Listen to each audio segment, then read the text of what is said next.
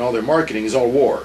So they're always going to war against Alan Dershowitz, against AIPAC. I never feel any peace or love from them.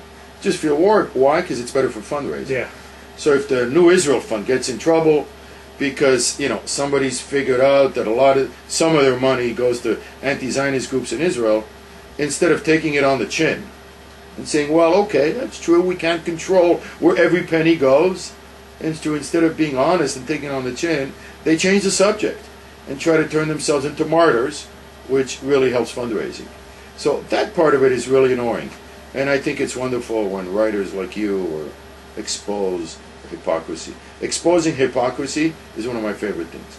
And there's a big, big battle going on in Israel right now. Mm-hmm. There is a sort of a renewal of right-wing Zionism that's going on that was led by Im Tirsu. If you build it, they will come. I mean, he's a young guy, and he's getting beat up ruthlessly because they're smearing him as McCarthyistic, you know, techniques, their tactics, and the left is accusing him of trying to shut them up. That's the ultimate accusation in the Jewish world, when you're trying to shut me up. Right, yeah. So there might be a professor at Ben Gurion University who is promoting the boycott of Israel, of his own country, who's viciously anti-Zionist, blah, blah, blah.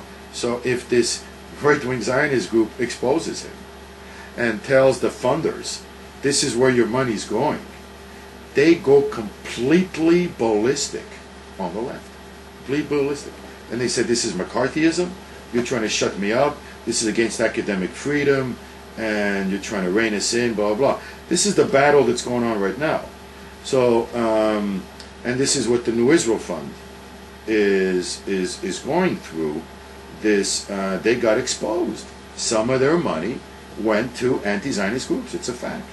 And some of that money ended up contributing to the Goldstone report. It's an embarrassing sort of revelation. And how do you respond to that? So they're responding by getting very, very aggressive. Meanwhile, they will never, you know, admit that they're Zionists in Israel. They might say it in America. Interesting. That's interesting. It is. It is. So we keep deviating. That's okay. Exactly.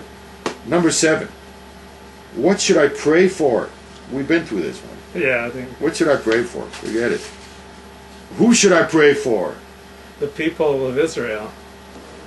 Do you pray for the people of Israel? Well, I say the prayers, and they're all for the community. So, I mean, I don't spend much time praying for myself, that's for sure. I also don't believe in, oh, I'll pray for you. Like, you hear someone sick, and, oh, I'll daven for you. I mean, it sounds nice, and if you can do it, you know, do it. But I don't do it. I mean, but yeah, I mean, there are times in shul where the rabbi will say, okay, we're all going to say a certain number of Tehillim, Psalms for so-and-so who's going through an operation right now. So I need 20 of you to take 15 Psalms each, so we can do the whole Megillah, the whole book of Psalms. So I will shoulder my load in the community to do anything like that. But you know, if I would run through my mind with my sense of logic, I would end up doing very little. You know, there's sometimes I just do it. Like, somebody's sick, I know I'll be at the wall, I got emails, can you please pray for this person? I'm saying to myself, I don't know that it's going to help or make a difference, but I'll do it anyways. I saw you do that on Facebook for someone, a non-Jew posted on Facebook that her relative was sick, and there's David saying, what's her mother's name? I'm going to the wall, I'll pray for her. And like... Kelly. And, non-Jews. You know, most of my employees were not Jewish. Right. So we always had rabbis would come in and stuff, had mezuzahs on all the doors and all that. So, you know, Americans are very spiritual and respectful of religion. So a lot of my employees said, can you ask the rabbi to pray for my mother? Because that's what so I got into the habit. That's what non-Jews think religion's primarily about, is prayer. Yeah, it's true. And people who aren't like rooted in Judaism think that's what religion's about. Judaism's far more about Torah study than prayer, but the general conception is petitionary prayer is what religion's all about. Yeah. Well, that really plays a very small role in our religion. Yeah. But big role in the popular. I think, I think Judaism is more about giving than taking. So we expect to give God and His people a lot more than He's giving us the strength to give. When you study Torah and you refine your character, you are refining your character so that you make a better influence on the world and the people around you. When you keep praying and asking for better health or stuff, you're in the mode of expecting and receiving. Let me tell you, that's done nothing for me, and it's done nothing for amputees. I know why God hates amputees, but amputees have been praying for as long as there's been human history, and never has a limb grown back. I know. What are those Sunday morning shows? Does it work? Anyhow. Yeah, I always had a problem with miracles, with the glamorous miracles. It's never amputees that are fixed. And even in the Jewish world, when I would hear that so-and-so went to a big Rebbe and then some miracle happened, I always had that cynical side that I never shared with them. But in my mind I would say, well, how about all the times that, somebody went to one and miracle didn't happen? So I was always more comfortable with the miracle of me being able to breathe and see. Yeah, the miracles that are with us every day. Yeah. As the prayer book says. Oh, yeah, like a baby born. I once read, Label Wolf read, like 81 consecutive miracles need to happen for a baby to be born. And if one of those doesn't happen, baby doesn't get born. I mean, there was a show on Nova that they found a way to reproduce photographically the process of conception. It was not immaculate. And you know what?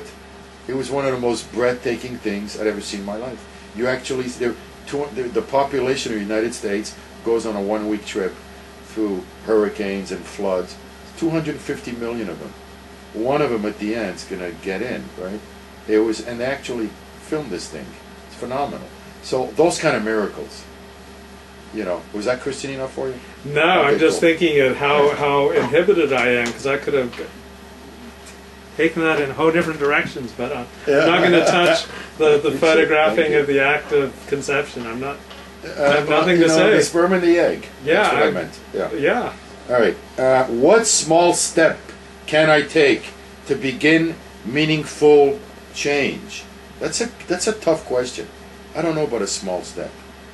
Well, I'm in therapy because I need to change. I'm 44. I've never been married. I got no kids. So I need to change. Like, you're married, you've been married, you've got kids, like you're retired. So, but I have to change. So I'm in therapy, and that's probably the #1 thing I'm doing to make changes in my life. I go to synagogue every morning.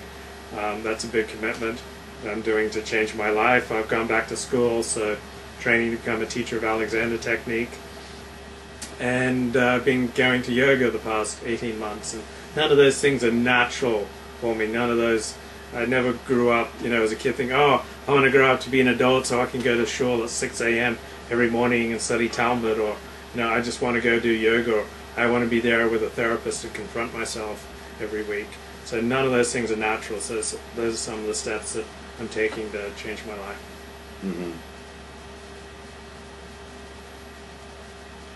Let's see what he says. My favorite teacher once told me, it is better to take many small steps in the right direction than to make a great leap forward only to stumble backward. Yeah. So that's what they tell you when you take on Judaism. They don't tell you to take it all on at once. Take baby steps. Because if you take it all on at once, you'll give it up all at once. So someone who's fallen down his Jewish observance very dramatically, very many times, let me tell you, is a natural born extremist who just wants to take on everything and then give up everything and take it on everything, give up everything. Slow incremental change is a wiser path. I notice your answer with the steps, they're very concrete. Yeah. You have a very concrete sort of view of life. Yeah, I don't care about getting in touch with the transcendent. Right. Now how about this notion of the refinement of character?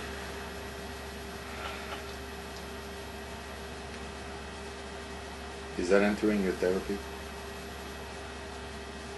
No. I'm getting to know myself better and getting a mirror to my behavior, but I don't want my therapist to challenge me on on